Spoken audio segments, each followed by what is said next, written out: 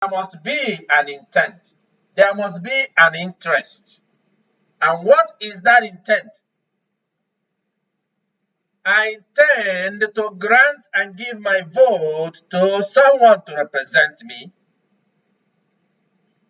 And my interests are already set out. For example, the freedom to worship God according to freely, according to the will that God has given unto me, and according to God's will.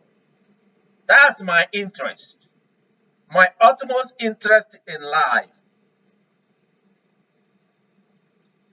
Then I will list that among all the applicants from different political parties to see who is going to represent this one interest.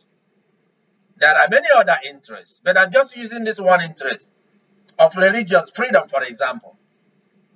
Who among the politicians will represent it? So also the politicians have their own intent and interest. So they have intent to run to represent me, to represent you.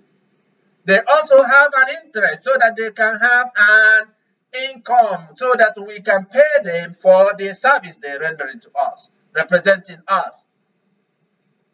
Whether they are legislators, senators, presidents, councilmen, whatever, executive, mayor, whatever, governor, whatever that position is.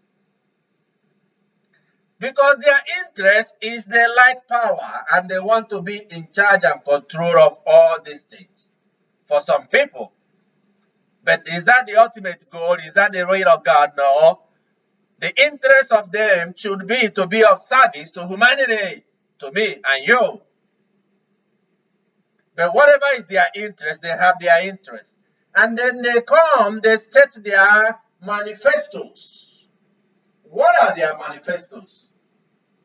And they present their manifestos, how they're going to govern. What are their policies to see, does it match my own interest? So this is what we call negotiation. At this time, there is no social contract yet, except the one that we have with the country itself, for example, in the constitutional frame, where we as a people have already decided to come together to write and agree to that constitution. Because any constitution does not represent the will of the people is invalid. That's why you find in some countries they have constitution, but it's not a democracy. For example, in Nigeria, where they practice, whether you call it militarism, or you call it a militarianism, or whatever name that you want to call it. But they present it to look like it is a democracy. So, but the democracy is the one that carries the will, which is the intent and the interest of the people coming together in the constitution they have already formed all together themselves.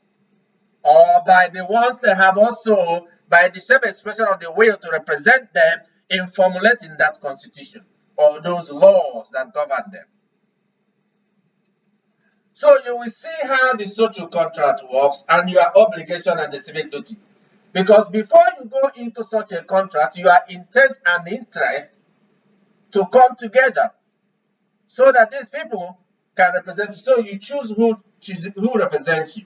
And in doing so, it's important to look to see, is there an error? Is it vague? Is it ambiguous? About these terms they are presenting, like people that hide their intent.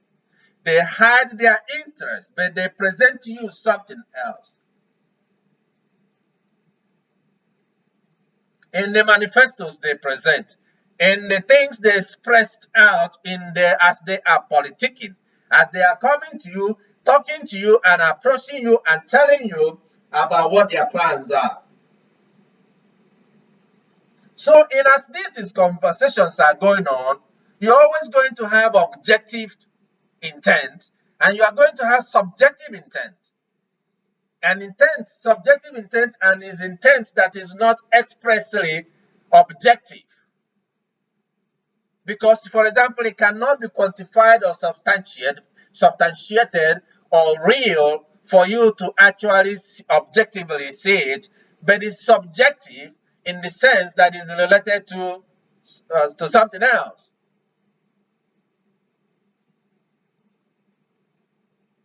I am going to protect your liberty and your freedom.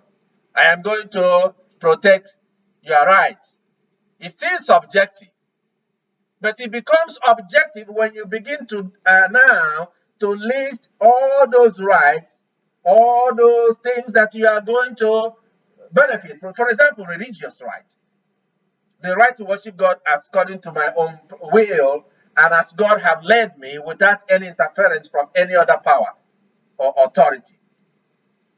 Then it becomes objective intent. And so is every policy. We are going to have a free registration of business. We are going to give you a tax-free, or we are going to impose tax on you. It becomes objective intent.